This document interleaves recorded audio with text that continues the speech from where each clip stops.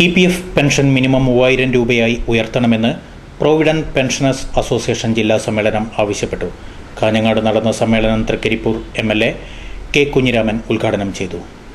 പണം കൊടുക്കണം, ഇതാണ് ഗവൺമെന്റ് നയം, ഇന്ത്യ ഗവൺമെന്റ് നയം. അപ്പോൾ നേരത്തെ ഞാൻ പറഞ്ഞു 4,60,000 കോടി രൂപയുടെ ഇളവുകൾ അനുവദിക്കുന്നു.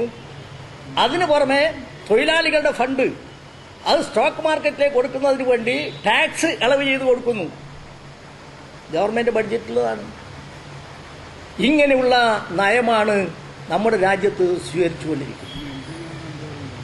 നിങ്ങൾക്കറിയോ, നമ്മുടെ രാജ്യത്ത് ഈ പീപ്പിൾസ് സേവിങ്സ്, നമ്മളെല്ലാം വീടുകളിൽ വന്നിട്ട് പോസ്റ്റ് ഓഫീസിലെല്ലാം പൈസ അടക്കുന്നില്ലേ ആൾ, എത്രയാണെന്നോ 17 ലക്ഷത്തിൽ പരം കോടി രൂപയാണ്. 17 ലക്ഷത്തിൽ പരം കോടി രൂപ. ആ പണമെല്ലാം തന്നെ ഈ രീതിയിലേക്ക് വിനിയോഗിക്കാൻ വേണ്ടിയിട്ടാണ്. ഇങ്ങനെ ഒരുപാട് കാര്യങ്ങളുണ്ട്. ഇപ്പോൾ ഇക്കൊല്ലത്തെ ബഡ്ജറ്റിൽ പറഞ്ഞിരിക്കുന്നത് 30,000 കോടി രൂപയുടെ ഷെയറുകൾ വിറ്റഴിക്കുമെന്നാണ്. ആരുടെ ഷെയറാണ്? എൻ്റെയും നിങ്ങളുടെയും ഷെയറാണ്.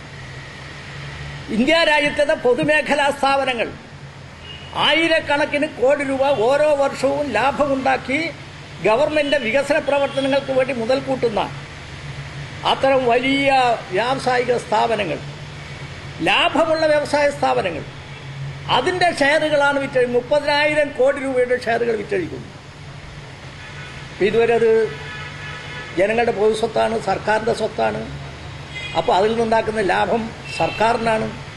എന്നാൽ ഈ ഷെയറുകൾ വിറ്റഴിച്ചാൽ ആ ഷെയറിനനുസരിച്ചിട്ടുള്ള ലാഭം മുതലാളിക്ക് പോകും. അതുകൊണ്ട് സർക്കാരിന് എന്താ ഗുണം? ഇപ്പം ഇങ്ങനെയുള്ള ഒട്ടേറെ ജനവിരുദ്ധ, രാജ്യവിരുദ്ധ നടപടികളാണ് ഇന്ന് ഈ രാജ്യത്ത് നടന്നുകൊണ്ടിരിക്കുന്നത്. കാഞ്ഞങ്ങാട് കുന്നുമ്മൽ ബാങ്ക് ഹാളിൽ നടന്ന സമ്മേളനത്തിൽ പ്രസിഡന്റ് കെ ബാലകൃഷ്ണൻ അധ്യക്ഷത വഹിച്ചു. പി നാരായണൻ സ്വാഗതം പറഞ്ഞു. CATU സംസ്ഥാന vice president AK Narayanan, pensioners association സംസ്ഥാന president K Pavithran, PV Sundaran, KV Kunhambadi എന്നിവർ പ്രസംഗിച്ചു.